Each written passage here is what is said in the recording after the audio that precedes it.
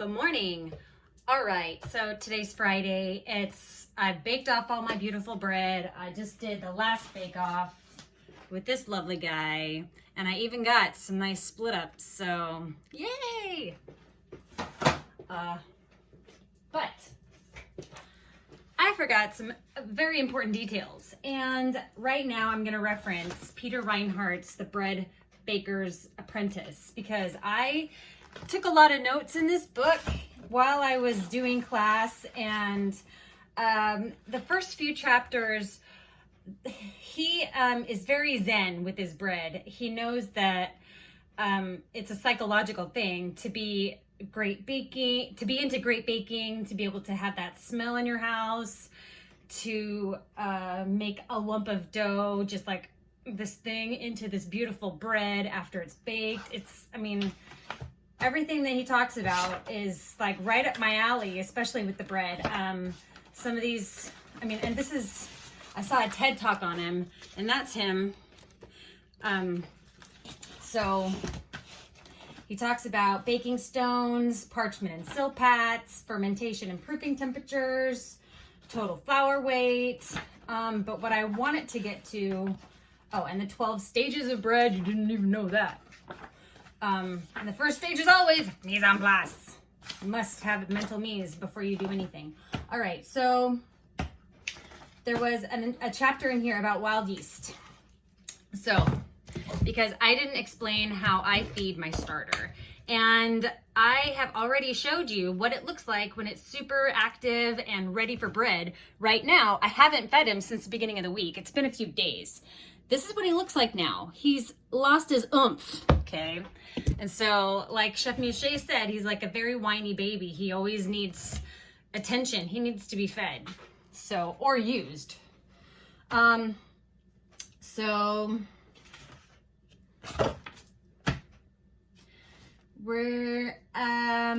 was taught in class to do a 50-50, equal parts of water and flour to mix together, and this by weight, to feed your starter. But you also have to throw some of it away.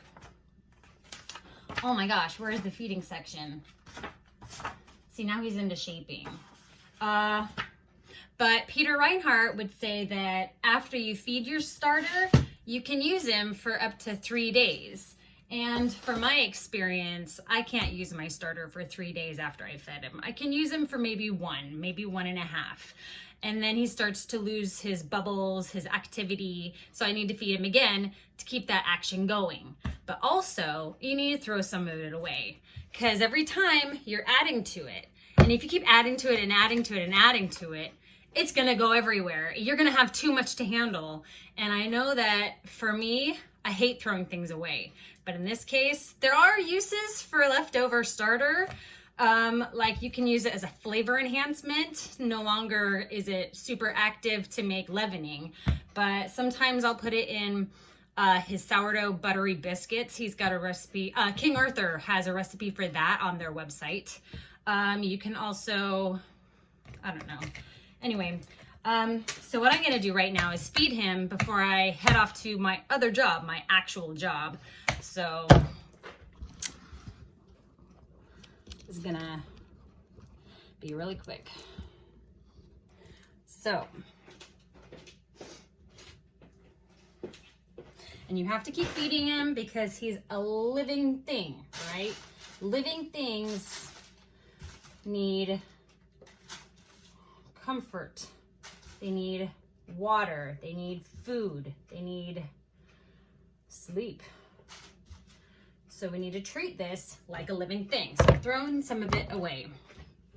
I could actually throw a little bit more away because I'm going to put him in the fridge to just kind of slow down his activity. You can absolutely do that. Put him in the fridge, bring him back. If you put him in the fridge for longer than a week, I would feed him at least 2 or 3 times before you use him. But if you just put him in the fridge for a day or two, just feeding him once is sufficient enough. All right, so I have my scale. I'm gonna zero it out on a container that's just like this container. Pounds and ounces. So now I am at 2 pounds. So I'm using room temperature water. It's not hot, it's not cold. I'm not really temping it. I just know from touching it that it's tepid room temperature. So now, if I have 2 pounds of starter, I add 1 pound of water.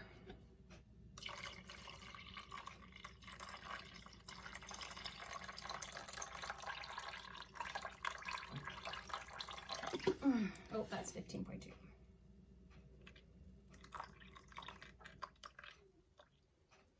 Okay, 1 pound of water, 1 pound of high protein bread flour. And also, I had someone ask me what kinds of flour is best for feeding your starter.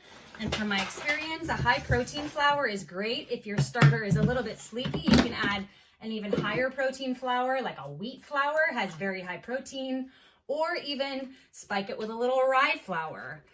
But bear in mind, and just little bits of these things, those are not a beautiful white bleached color. And I know I use bleached flour, but you know, flour can be bleached on its own. If you just let it sit for like 6 months, it turns white.